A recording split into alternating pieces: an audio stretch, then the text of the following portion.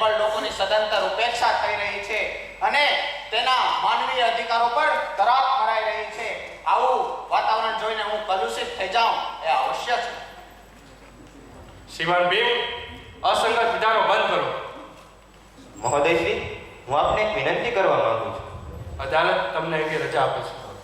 મહોદયશ્રી, અમે ત્રણેય આપને કહી ચૂક્યા છીએ કે ભગવાન શ્રી કૃષ્ણનું અમારા ઉપર આધિપત્ય હતું અને તેમના કહેવા અનુસાર જ અમે આ કાર્ય કર્યું છે. તો આપના પ્રશ્નના જવાબ માટે ભગવાન શ્રી કૃષ્ણ જ સમર્થ છે. શ્રીમાન યુધિષ્ઠિર, આરોપો શ્રી કૃષ્ણ પર નહીં પરંતુ આરોપો આપ ત્રણ પર છે અને તે સાબિત થઈ ચૂક્યા છે. આપની વાત સાચી છે મહોદય, પરંતુ આપના ન્યાયાલયના અર્થપૂર્ણ કાર્ય માટે ભગવાન શ્રી કૃષ્ણ જ સાચા જવાબ આપી શકશે અને આપના પ્રશ્નો પર તે જ પ્રકાશિત થશે.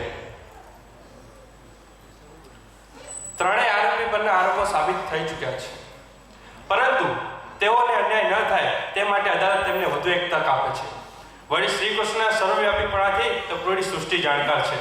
આથી અદાલત તેમને સમન મોકલ્યા વગર કોર્ટમાં 2 મિનિટમાં હાજર થવાનું ફરમાન કરે છે.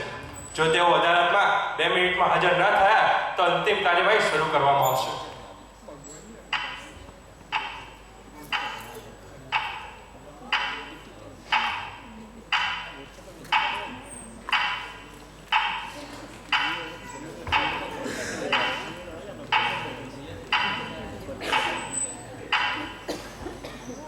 ભગવાન શ્રી કૃષ્ણ, 1 મિનિટ પૂર્ણ થઈ, હવે 1 મિનિટ બાકી છે.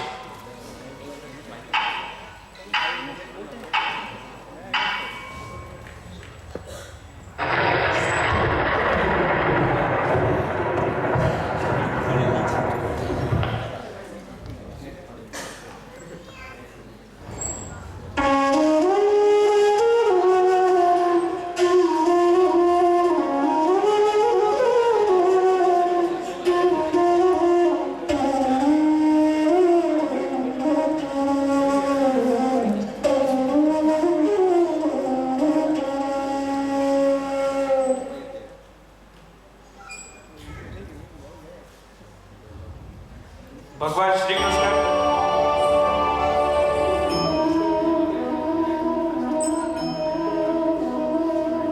ભગવાન શ્રી કૃષ્ણ, અદાલત આપનો અવાજ સાંભળી શકે છે પરંતુ આપની શારીરિક હાજરીની નોંધ લઈ શકતી નથી.